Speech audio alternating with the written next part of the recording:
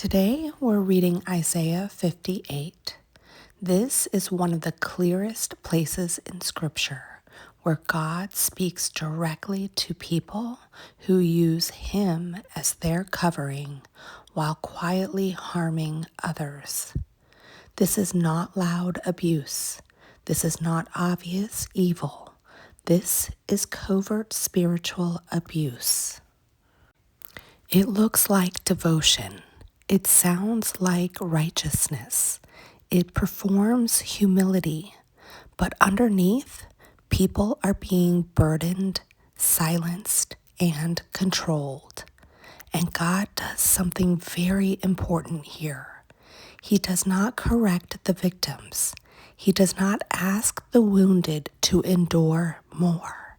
He does not call for reconciliation. He confronts the ones doing the harm, and he names what real righteousness looks like. Not fasting, not performance, not optics, but this: set them free. So if you've ever been harmed inside something that called itself of God, this chapter is not against you. It is for you. Take a breath. You are not in trouble here. You are being seen. I will be reading Isaiah 58, 1 through 7 and 8 through 12. God is speaking to those misusing His name, not to the wounded. You are safe. Shout with the voice of a trumpet blast. Shout aloud. Don't be timid. Tell my people of their sins.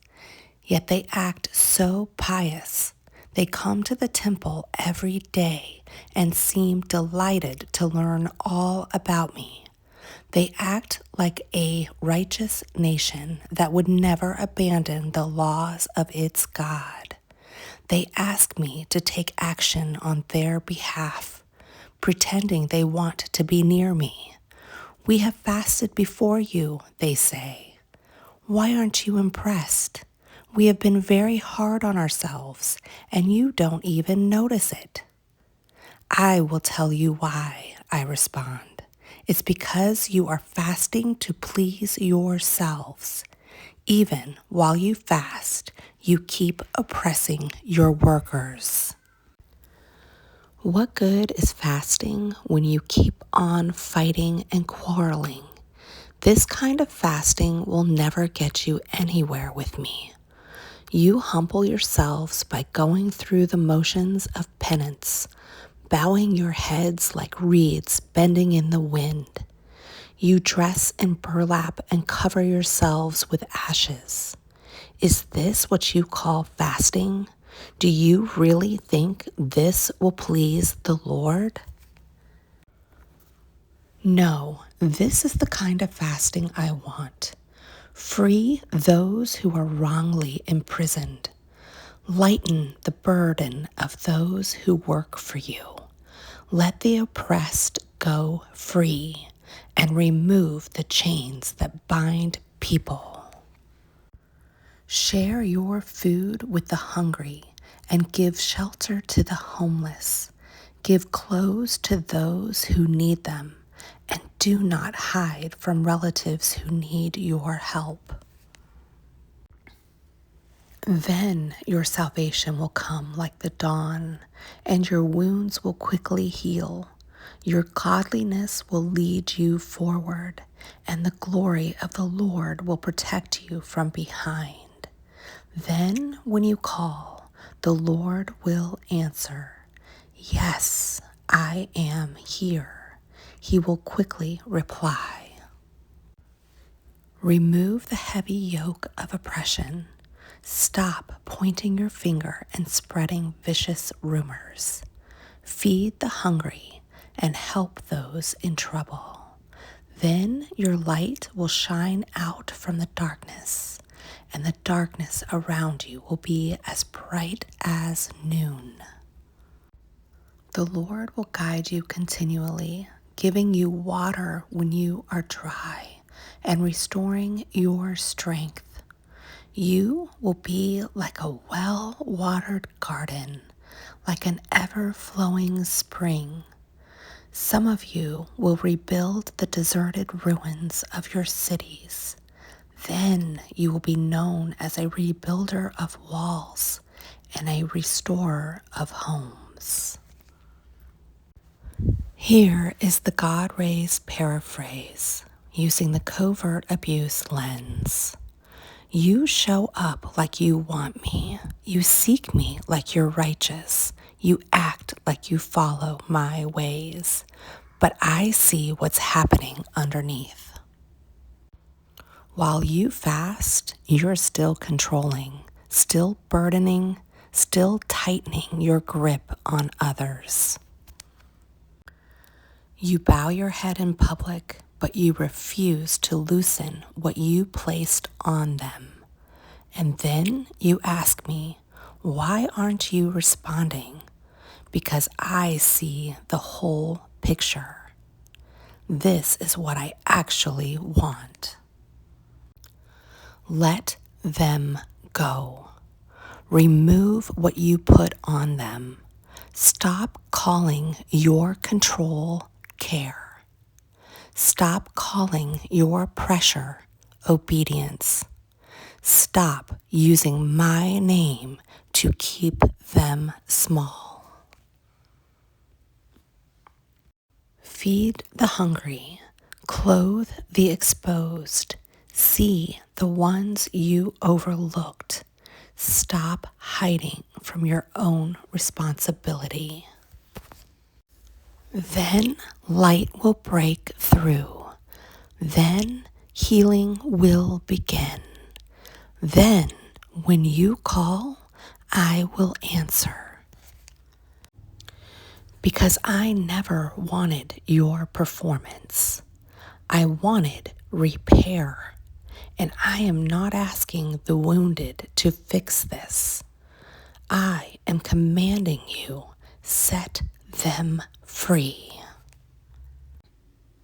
Here are 2 reflection prompts. Where were you asked to perform spiritual goodness while something inside you knew it wasn't safe? Let your body answer, not your training, not your conditioning. Your body knows. How does it feel to know that God Himself is commanding your release, and He is not waiting for them to do it? He is not waiting for apology, not waiting for recognition, not waiting for them to get it right. He is already moving, already loosening what they bound, already breaking what they built, already restoring what they took. You are not dependent on their obedience to become free. Here is today's closing teaching. Covert abuse survives on confusion. It makes you question your reality. It makes you override your body. It makes you believe that staying is righteousness. But God does not protect systems that harm people in His name. He exposes them, and then He commands release. If you were held inside something like this, you were not the problem, and leaving was not rebellion.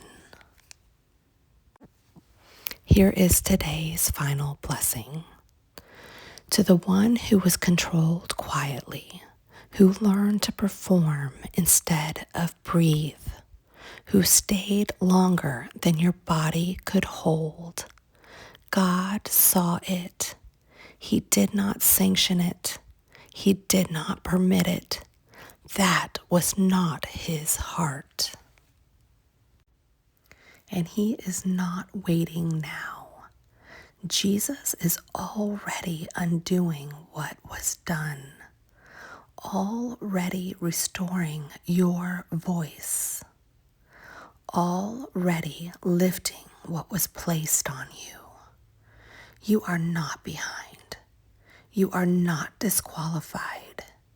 You are not bound. You are seen, you are safe, and you are deeply loved.